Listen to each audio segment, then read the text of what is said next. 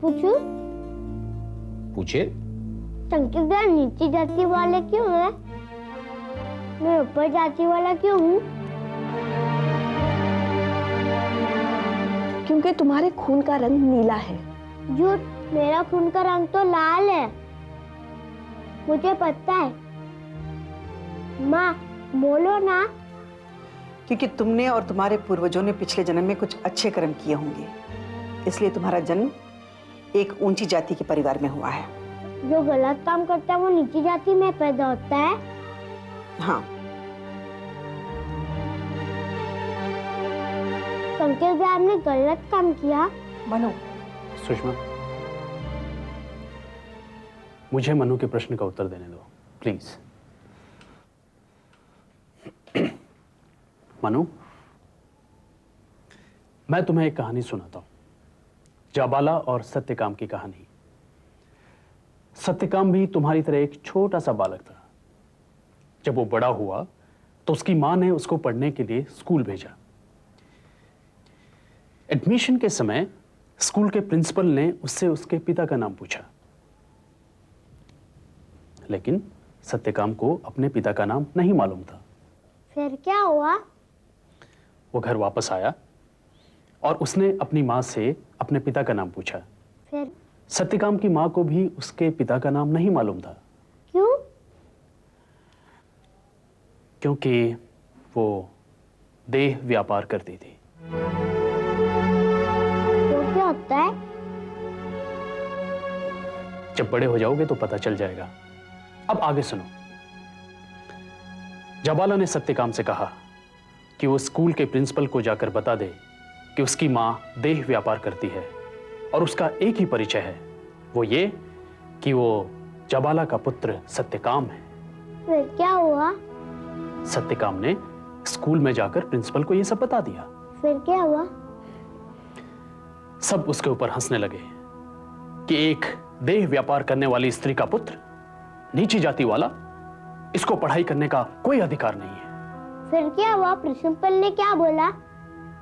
Principal ने सब हंसने वालों को डांटा और कहा कि सत्यकाम की मां ने उसे ऐसा सच बोलने की शिक्षा और साहस दिया है। इससे बड़े संस्कार और क्या हो सकते हैं। सही मायने में सत्यकाम ब्राह्मण है।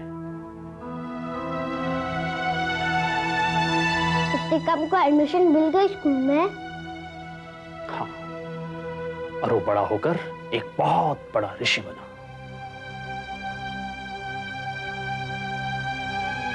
माँ जी, संस्कार निर्णय करते हैं जाति का। केवल जाति का नाम लेने से आदमी संस्कारित नहीं हो जाता।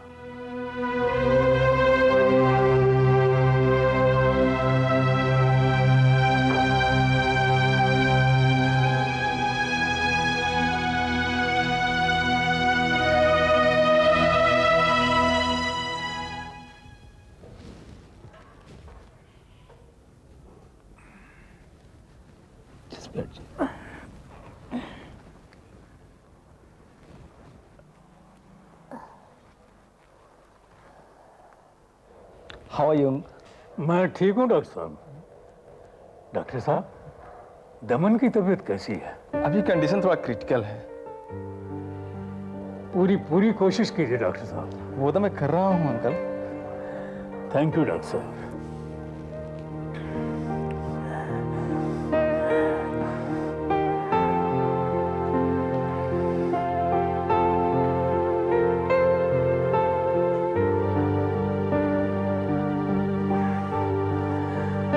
वकील साहब, आप लीजिए। नहीं सर, आप लीजिए। नहीं वकील साहब, इच्छा नहीं हो रही। क्यों, क्या हुआ? कहीं ऐसा ना हो वकील साहब कि इन बूढ़े कंधों को जवान बेटे की अर्थी उठानी पड़ जाए।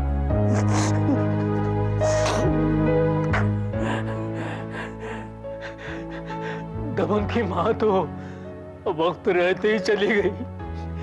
ये दिन मुझे ही देखना था।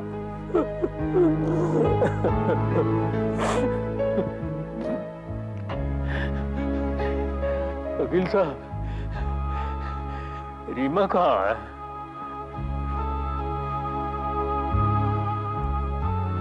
आपने उसे खबर दी? जी क्या कहा उसने?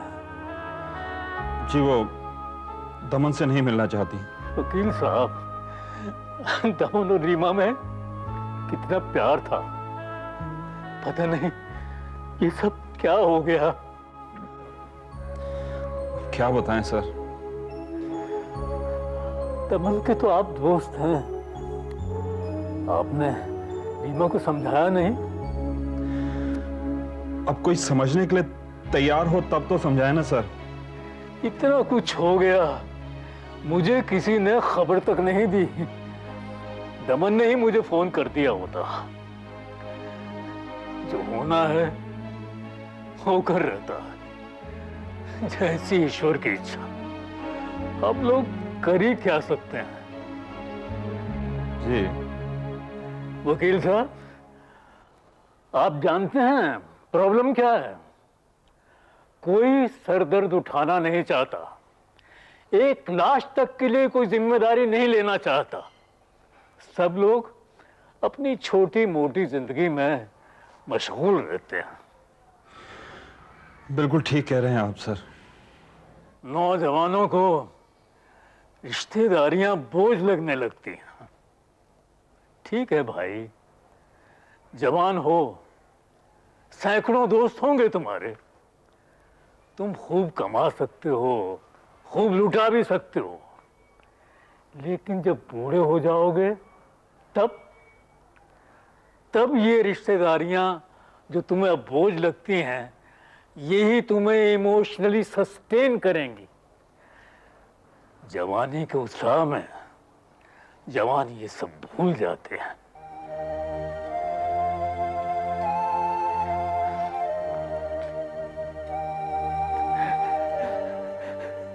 वकील साहब, जी सर। एक कृपा करेंगे? बोलिए सर। मुझे दमन के पास ले चलिए, मैं उसके पास बैठूंगा। मुझे ले चलिए वकील साहब। आप भी आराम से बैठिए सर, मैं भी डॉक्टर से बात करके आता हूं। मैं भी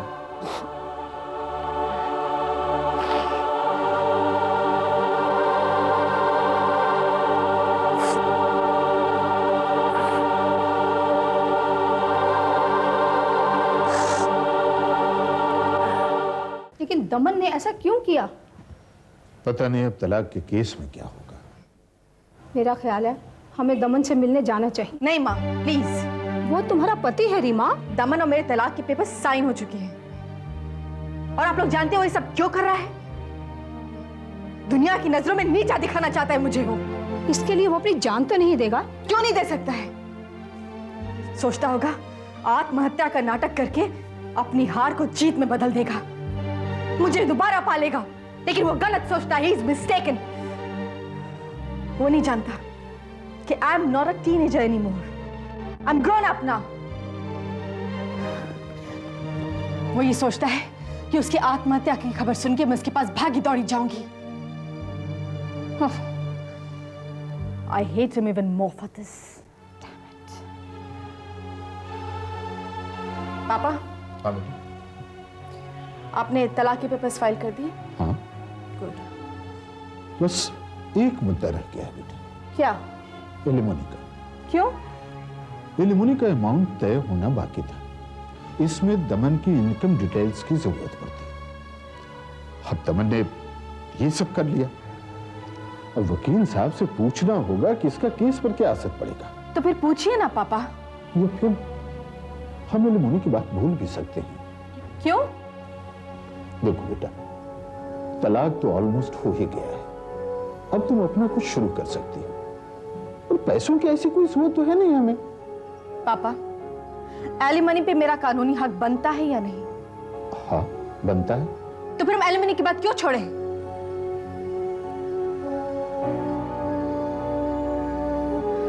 बस यही है कि दमन को जिंदा रहना चाहिए। अगर वो मर भी जाता तो क्या फर्क पड़ता है? मैं दमन की प्रॉपर्टी से एलिमनी क्लेम करूंगी। हाँ पापा, दमन की एक्स वाइफ होने के नाते मेरे जितने भी कानूनी हक है मैं उन्हें लेके रहूंगी। I don't want to be emotional about these things.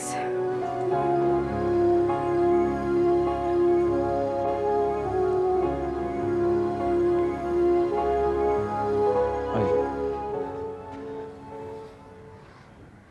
बैठिए।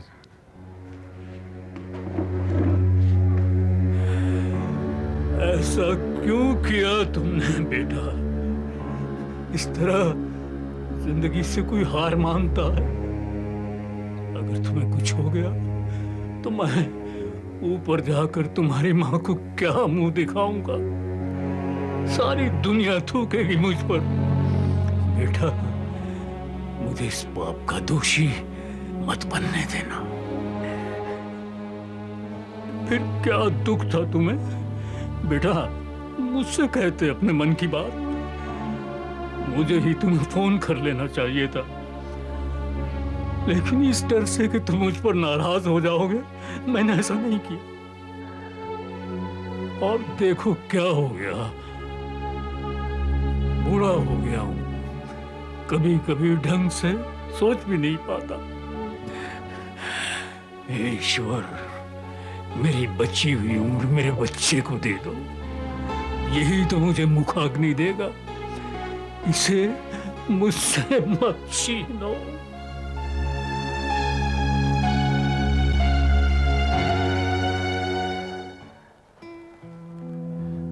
सारी कहानियां उलझती जा रही है। ऐसा क्यों हो रहा है? कोई भी बात सीधे सीधे ढंग से क्यों नहीं होती? जिसको देखो अपने अजीब अंदाज में सोचता है और अजीब अजीब बातें करता रहता है। जब पापा ने दीदी को संकेत से विवाह की आज्ञा दे दी तो अब दीदी अपना झंडा लेकर खड़ी हो गई। वो चुपचाप शादी करके न्यूयॉर्क भी तो जा सकती थी, लेकिन नहीं, संकेत को इस घर में सम्मान नहीं मिलेगा। अरे बहन, संकेत को कौन सा इस घर में रहना है? सारे किए धरे पर पानी फेर दिया दीदी ने। मेरी शहादत बेकार जा रही है। उधर कॉलेज में किरण का तमाशा चल रहा है। जिंदगी ऐसी ही है क्या? टेढ़ी मेढ़ी और बेतुकी, कभी कुछ तो कभी कुछ। इसमें सब कुछ लॉजिकली नहीं होता। शायद इसीलिए ये इतनी एक्साइटिंग भी है। और मुझे क्या मिल रहा है इस प्रोसेस में? डांट डपट और चाटे। क्यों? क्योंकि मैं बहस बहुत करती हूँ। वकील की बेटी हूँ, बहस तो करूंगी ही। अन्याय होता देखूंगी तो बोले बिना नहीं रहूंगी। मुझे लगता है कि मैं बड़ी होकर एक एक्टिविस्ट बनूंगी, मेधा की तरह। चांटों की जगह पुलिस के डंडे खाया करूंगी। आइडिया दर्दनाक तो है, लेकिन बुरा नहीं है। और फिर मेरी तैयारी भी तो है।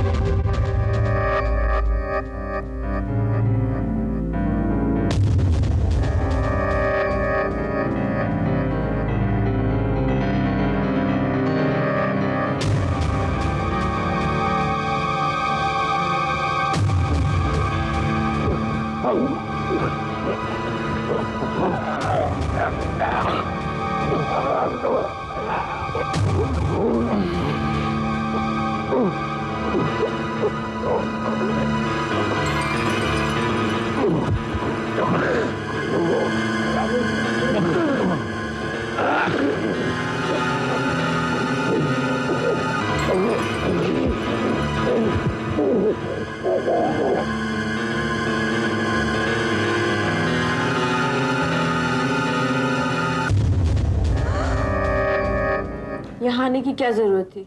तो क्या करते, कहाँ जाते?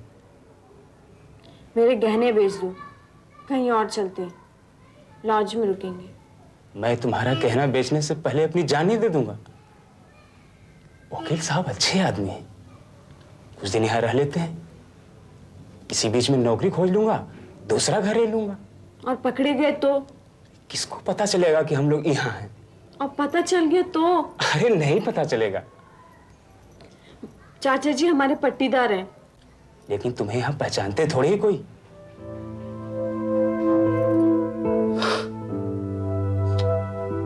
अब क्यों रो रही हो? तुमको मार डालेंगे वो लोग। भैया राइफल लेके घूम रहे होंगे। इधर देख, अब रोना धोना बंद कर। अरे प्यार किया तो डरना क्या? मैं कह रही हूँ ना, चलो यहाँ से। चाचा जी को पता चलेगा तो क्या होगा? चाची कैसी देख रही थी हमारी ओर? कैसे देख रही थी? लगता है उनको हम पे शक हो गया। चुप रहो, तुमको ऐसा लग रहा है, किसी को कोई शक नहीं हुआ है। अबे वकील साहब घर इधर ही है। हाँ भाई यही है, तो पूछे ना। हाँ हाँ ये कौन आ गया? सही बात। हाँ सही बात। अरे साथ में आए हुए हैं हम लोग दोनों। कोई होगा, अब यहाँ कोई आ जा नहीं सकता है क्या? आ शहर है, यहाँ कौन रात बिरात देखता है? जरा देखो तो, बहुत सारे लोग। तू एकदम पागल है। मैं देख रहा हूँ कि तू डर के मारे मर जाएगी। जरा जाओ तो देखो तो। ठीक है, देखता हूँ, बस।